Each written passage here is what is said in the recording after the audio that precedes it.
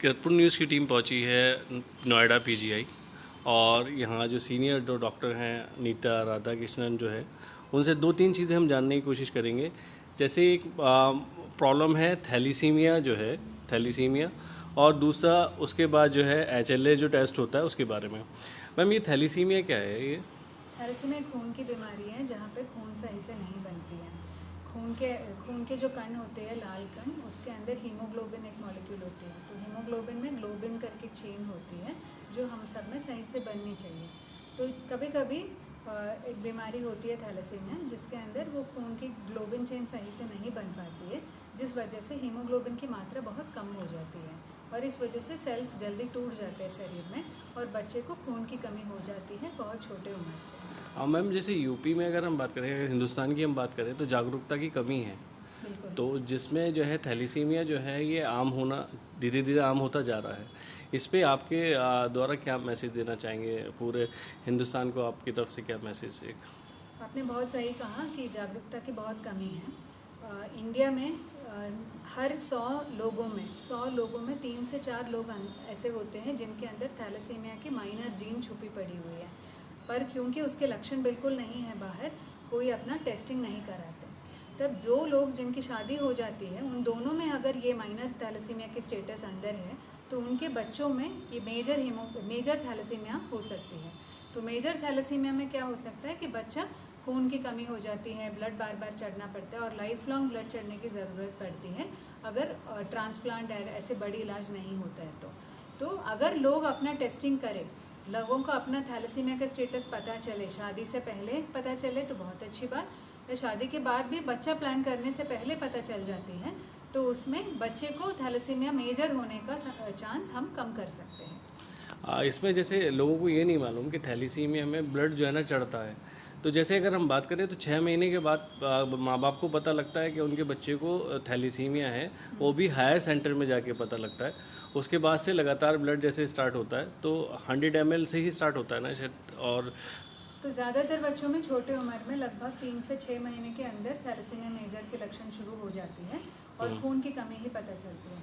तो पहले जैसे आपने बोला, लोगों को खून की कमी, उनको लगता है कि आयरन की कमी से हुआ, या बच्चा, कोई सोचता है कि बच्चा बहुत गोरा है इसलिए पेल लग रहा है, बच्चे को अंदर सफ़ेद लगने लग जाता है। तो माँ बाप जनरली टेस्टिंग के लिए नहीं आ पाते।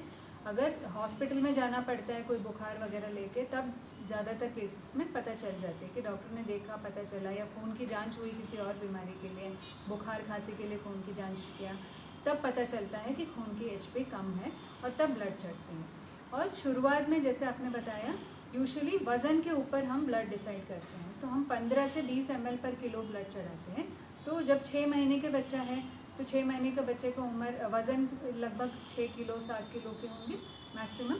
तो उसमें आप 15 से देख लीजिएगा 90 ml 100 ml ऐसे ही हम चढ़ाना शुरू करते हैं। अच्छा, जैसे माँ बाप परेशान होते हैं, जैसे बच्चा जैसे थैलीसीमिया पीड़ित हो जाता है, उसके बाद उसका इलाज क्या है? इलाज क्या करा सकते हैं माँ बाप?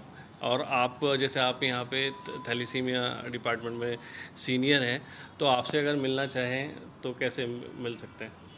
तो थैलेसीमिया के 2 तरीके के इलाज है। एक तो जो मेन इलाज चलती है, जो स्टैंडर्ड ऑफ केयर बोलते हैं, उसमें हम ब्लड चढ़ाते हैं और ब्लड जैसे शुरुआत में कभी कभी 3 से 4 हफ्ते में ब्लड चढ़ने की ज़रूरत पड़ेगी।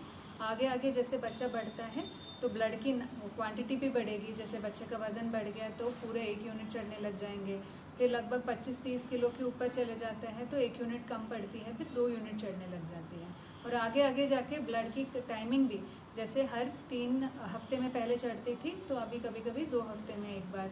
और कुछ कॉम्प्लिकेशंस होती है, जैसे तिल्ली बढ़ती है, ऐसे कंडीशंस में कभी कभी 10 दिन में भी एक बार चढ़ाने की ज़रूरत पड़ती है। इसके अलावा जैसे खून चढ़ना शुरू हो जाती है शरीर में, खून के अंदर से आयरन मिलती है और हमारे शरीर में आयरन शरीर में कहीं पेशाब में या यूरिन में या लैट्रिन में निकलने का कोई तरीका नहीं है। तो ये आयरन शरीर में जमना शुरू होती है, तो उसको निकालने की अलग से दवाइयाँ भी थैलेसीमिया में चलती है। तो ये दोनों मिलके हम स्टैंडर्ड ऑफ केयर बोलते हैं। तो इसके अलावा आज के टाइम पे कुछ सालों से अभी बोन मैरो ट्रांसप्लांट एक इलाज है जिसमें क्योरेटिव ट्रीटमेंट, मतलब पहले सबसे पूरी तरह से अंदर से खून बदल जाती है, जिससे खून चढ़ने की ज़रूरत बंद हो जाती है और उसको बोन मैरो ट्रांसप्लांट बोलते हैं। और उसके लिए अभी सरकार मदद करते हैं। कुछ अलग अलग स्कीम से ट्रांसप्लांट के लिए पेशेंट्स को पैसा मिलती है, जिससे वो अपना बच्चे का ट्रांसप्लांट कर सकते हैं। Thank you ma'am.